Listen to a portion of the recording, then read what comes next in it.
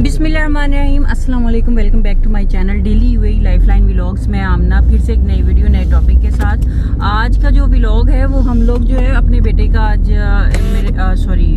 Visa apply करने के लिए जा रहे हैं, तो मैंने सोचा कि इस पर एक व्लॉग शूट कर लिया जाए और साथ में आप लोगों को फिर बता भी दूंगी कि हम कौन कौन से जो डॉक्यूमेंट्स की ज़रूरत है। तो वीडियो करते हैं स्टार्ट, पर उससे पहले कहना ये है कि अगर वीडियो लगी अच्छी तो वीडियो को ज़रूर लाइक किया करें, चैनल को सब्सक्राइब किया करें और बेल आइकन को क्लिक करना मत भूला करें, ताकि आने वाली मेरी जितनी भी वीडियोज़ हैं वो सबसे पहले आप लोगों को मिले। तो वीडियो करते हैं स्टार्ट।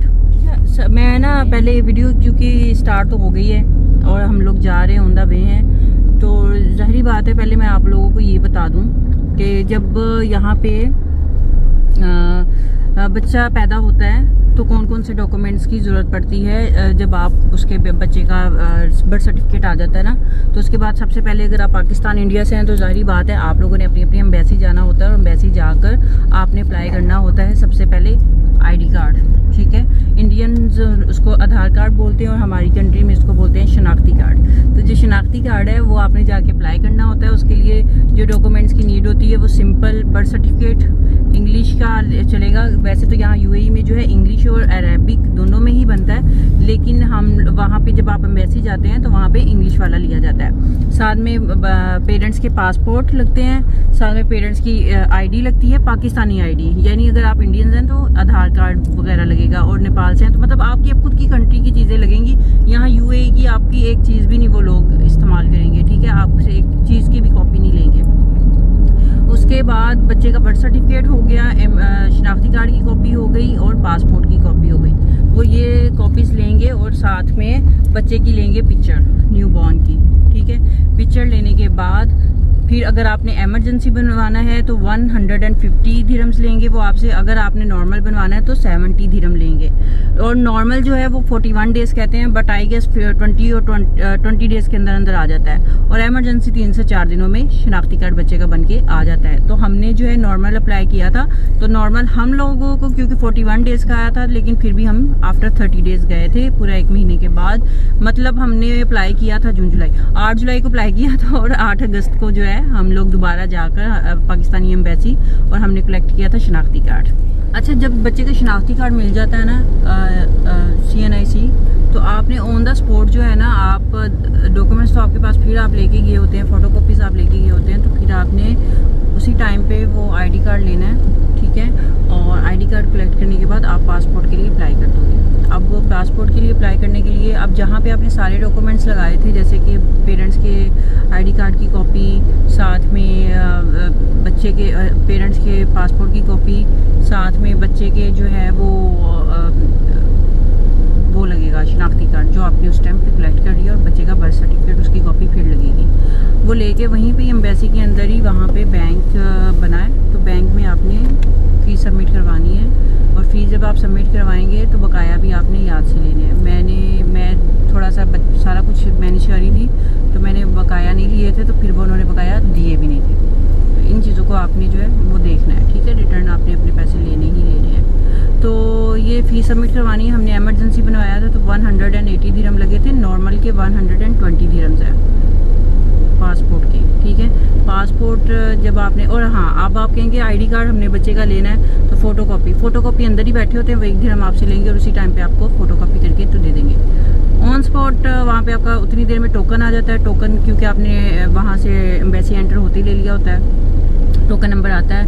तो जैसे ही आप बैंक में फ़ीस जमा करवाते हैं, हमारा टोकन का नंबर चल रहा था, इनफैक्ट वो गुजर गया था, तो हमारी जगह जो नेक्स्ट नंबर था वो लोग जाके तो बच्चे का कर रहे थे प्रोसेस। तो फिर हम लोगों ने उसको बोला जहाँ जिस वो बॉक्स के अंदर जो बंदे लोग बैठे होते हैं, वो जिस टेबल पे आया था उनको फिर बोला, तो उन्होंने कहा इसके बाद आपको बुला लेंगे। तो फिर हम लोग गए और हमारा जो है फिर वो जो पासपोर्ट है वो भी इस तरह से अप्लाई हो गया था, हर चीज़ हो गई थी। वो लेके फिर वहाँ पे एक और रूम बना होता है, आपने उस रूम में जाना है, बच्चे के वो डॉक्यूमेंट्स चेक करते हैं, और साथ में फिर वो आपको बार बार हर दफ़ा दोनों दफ़ा ये कहेंगे कि बच्चे के नाम के स्पेलिंग्स आप अच्छे से चेक कर लो और अपने नाम के भी स्पेलिंग चेक कर लो। तो ये चीज़ें आपने अच्छे से चेक करनी है और फिर उसके बाद अपने डॉक्यूमेंट जो है वो सबमिट करवाने हैं। अब जब आपने ये डॉक्यूमेंट सबमिट करवा देने हैं तो फिर हम लोगों का तो 3-4 दिन में आ जाना था पासपोर्ट, क्योंकि इमरजेंसी अप्लाई किया था। बट हम लोग थोड़ा बिजी थे तो हमने ऑलमोस्ट 20-25 आफ्टर 25 डेज जो है वी कलेक्टेड पासपोर्ट। ठीक है, अब पासपोर्ट भी हमारे पास है बच्चे का। और हाँ, बच्चा जहाँ पैदा हुआ है ना, मैं थोड़ा बाहर कर लूँ। अच्छा, बच्चा जो जहाँ पैदा हुआ है ना, बच्चे का पासपोर्ट के ऊपर ना वही नाम आएगा, सॉरी वो स्टेट का नाम आएगा। जैसे हमारा जो बेटा है वो अजमान में पैदा हुआ था, तो पासपोर्ट के ऊपर अजमान भी लिखा हुआ आता है। पाकिस्तानी पासपोर्ट होता है लेकिन स्टेट लिखी हुई आती है। तो ये भी मेरे लिए बहुत मैटर किया था, और उसके फादर के लिए भी कि लो जी अजमान लिखा हुआ है, तो इससे बेहतर था दुबई वाली ऑप्शन सही थी। अच्छा, आमिर सेंटर तो हमारे घर के पास है, अब हम उधर ही जा रहे हैं। पहले हम कुछ और किसी और काम के लिए गए थे, तो वहाँ से अब हम लोग आमिर सेंटर की तरफ जा रहे हैं। तो क्योंकि आमिर सेंटर जो है अलखेल मॉल के अंदर है, तो हम लोग वहीं जाएंगे। और हाँ, अब मैं बता देती हूँ कि बच्चे का वीज़ा अप्लाई करना है, तो टोटल कॉस्ट तो वहीं जाके पता चलेगी, मैं कंफर्म नहीं बता सकती। इतना बोला था उन्होंने 935 दिरहम, but I am not sure कि इतने ही लगेंगे। उन्होंने भी ये कहा था इतने ही लगेंगे या इससे थोड़ा बहुत फ़र्क पड़ेगा। तो उसके लिए जो डॉक्यूमेंट्स हैं, मेरा वीज़ा, मेरे हस्बैंड का वीज़ा यानी पेरेंट्स का वीज़ा, पेरेंट्स की एमिरेट्स आईडी, उनकी कॉपीज़, और जो हस्बैंड है उनकी सैलरी सर्टिफिकेट, और मतलब जो ऑफर लेटर और सैलरी सर्टिफिकेट होता है वो, और इसकी कॉपी। ठीक है, और साथ में बच्चे की एक अदद पिक्चर ये लेनी है, और लेके हम लोग जाएंगे। ये अभी हमारे पास फ़िलहाल तो सॉफ्ट में ही है, तो जाएंगे देखते हैं। अगर तो वो हार्ड कॉपी मांगेंगे तो फिर हम प्रिंट करवा लेंगे, अगर नहीं मांगेंगे तो हर दफ़ा ये कह देते हैं लेकिन मांगते कोई नहीं है। फिर वो बाद में कहते हैं ट्रांसफ़र, ये ना ज़रा फॉरवर्ड कर दे बाय ईमेल। तो ये चीज़ें होती हैं, और फिर उसी टाइम पे वीज़ा अप्लाई हो जाएगा। अभी हम लोग जा रहे हैं, ये देखें, ये है जी अलखेल मॉल। तो अलखेल मॉल की तरफ ही जा रहे हैं, लेकिन हम लोग जाएंगे पीछे से, पार्किंग गाड़ी पार्क करेंगे पिछली साइड, पार्किंग इधर वाली साइड पे है। ठीक है, तो हम जाके जैसे मैं अप्लाई करूँगी फिर मैं आपको बाकी का भी प्रोसेस बता दूंगी कि क्या कुछ और तो नहीं, ऑन स्पॉट कोई और चीज़ें तो नहीं मांगते। हाँ, बच्चे का जो है वो फिंगरप्रिंट नहीं होते, लेकिन अभी आपको बताऊं, जो बड़े अभी बच्चे जो 10 साल के 9 साल के सॉरी 10 साल के बच्चे के भी अब फिंगरप्रिंट लेने लग गए हैं। यहाँ यूएई का तो मुझे नहीं पता, लेकिन अभी पाकिस्तानी एम्बेसी में जो बच्चे का कार्ड बनता है ना, CNIC कार्ड, उसके लिए वो फिंगरप्रिंट भी लेते हैं। खैर मेरे बेटे का जो बना हुआ है वो CNIC 10 साल का बना हुआ है, अभी 10 साल नहीं हुए हैं तकरीबन, देखना पड़ेगा। तो फिर अभी जब दोबारा अप्लाई करूँगी ना, फिर उसके बाद तब हम लोग फिंगरप्रिंट का सीन करेंगे। अभी तो हम लोग कुछ नहीं करेंगे, फिर नया प्रॉब्लम नहीं है चीज़ें। क्योंकि ये मुझे इसलिए पता है क्योंकि जब हम लोग एम्बेसी गए थे ना, तो वहाँ पे पेरेंट्स थे और उन्होंने कहा कि ना, उन्होंने बच्चों के लिए पता नहीं किसी एक बच्चे का ना पासपोर्ट अप्लाई करना था रीन्यू के लिए। स्टूडियो में हम लोग पिक्चर बनवाने आए हैं काके की। इसका मतलब ये नहीं ये स्टूडियो है कि स्टूडियो बाहर है बेसिकली। लोगों ने ना वो क्लिक की है, सॉरी पिक्चर्स बनवाई हैं। अभी पिक्चर्स बनवाने के साथ साथ जो है ना, अब हम लोग जा रहे हैं आमिर सेंटर की तरफ। तो आमिर सेंटर जाने के बाद जो है हम अप्लाई करेंगे। पिक्चर्स हमने सॉफ्ट कॉपी में ले ली थी, क्योंकि एंड जो है ना, ये कहते हैं फ़ोटो कॉपीज़ लेके आएँ, लेकिन फिर एंड पे जो है ना वो सॉफ्ट कॉपी मांग लेते हैं। तो हम लोगों ने भी सॉफ्ट कॉपी ही जो है वो अभी तक तो रखी है, पिक्चर्स के साथ साथ बाकी भी। ठीक है, और मैं बात कर रही थी कि अभी बच्चों के फिंगरप्रिंट्स भी होने लगे हैं पाकिस्तानी एम्बेसी में, तो फॉर द CNIC। ठीक है, 10 साल के बच्चों के भी। तो इन चीज़ों को देख लीजिएगा, क्योंकि जब लोग रिन्यूअल के लिए जाते हैं एट दैट टाइम जो है ना वो आप बताते हैं। तो ये चीज़ें, ये टाइपिंग सेंटर है, अगर फ़ोटो कॉपी मांगेंगे then we will come here.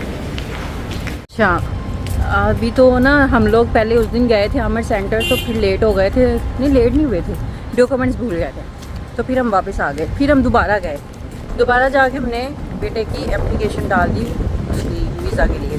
अच्छा, उसके लिए उन्होंने पासपोर्ट मांगे और साथ में एमिरेट्स ID मांगे, बच्चे का बर्थ सर्टिफिकेट लगा था। यहाँ पे एक और मैं बात बताऊँ जो कि एक मिस्टेक हमसे हुई थी।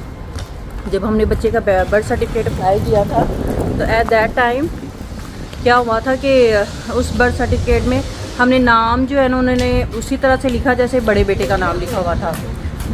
तो फिर जो फादर का नाम है ना, बेटे के नाम के साथ मेरे छोटे वाले बेटे के साथ 2 दफ़ा अब लग रहा है। तो हम लोगों ने भी तब इतना मतलब मैंने तो ध्यान तो दिया था, लेकिन आई डोंट नो हाउ, ये मतलब समझ ही नहीं आई ना। तो इस वजह से आपने इन चीज़ों को देखना है जब आप यूएई में बच्चे का नाम लिखवाने जाते हैं, दुबई किसी भी स्टेट में, तो इस चीज़ को देखना है कि बच्चे का नाम किस तरह से लिखा हुआ है। अब बेटे का जो छोटे का नाम है उसके साथ फादर नेम में भी है और वो खुद उसका नाम भी वही हो गया जो उसके फादर का नाम था। तो इन चीज़ों को आपने ध्यान रखना है। तो इस वजह से फिर वो जब हम एप्लीकेशन डाल रहे थे तो बहुत वो लोग ना सोच रहे थे बार बार, उन लोगों को भी प्रॉब्लम हो रही थी। तो फिर मैंने उनको कहा कि जो यूएई का हिसाब है ना, उस हिसाब से आप जो है ना इसकी एप्लीकेशन जो है ना वो बना लें। दूसरी बात ये है कि अभी खैर वीज़ा की अप्रूवल आ गई है, तो अभी हम लोग दोबारा जा रहे हैं। अब जस्ट आईडी बनेगी। हाँ, जब हमने वीज़ा एप्लीकेशन डाली थी तो उसकी जो फ़ीस थी टोटल फ़ीस थी वो थी 510 दिरहम। कैश में हमने पे किया था और अभी हम लोग कार्ड की फ़ीस जो है वो पे करेंगे। लेट्स सी के कितनी होती है और फिर उसके हाँ एमिरेट्स आईडी की। अच्छा, इसमें ना बच्चे के थंब निकले हुए हैं ना कोई और प्रोसीजर हुआ है, तो इसलिए ये वीज़ा जो है तकरीबन 1000 से नीचे में लग रहा है दिरहम में। एक बात। सेकंड ये है कि आपने किसी एजेंट पीआरओ के थ्रू वीज़ा बच्चे का न्यूबॉर्न का नहीं अप्लाई करना है, क्योंकि वहाँ पे फिर वो एजेंट्स को कुछ आइडिया मोस्टली नहीं होता, तो वो फिर आपको दूसरे भी रास्ते बताते हैं, है ना आसिफ।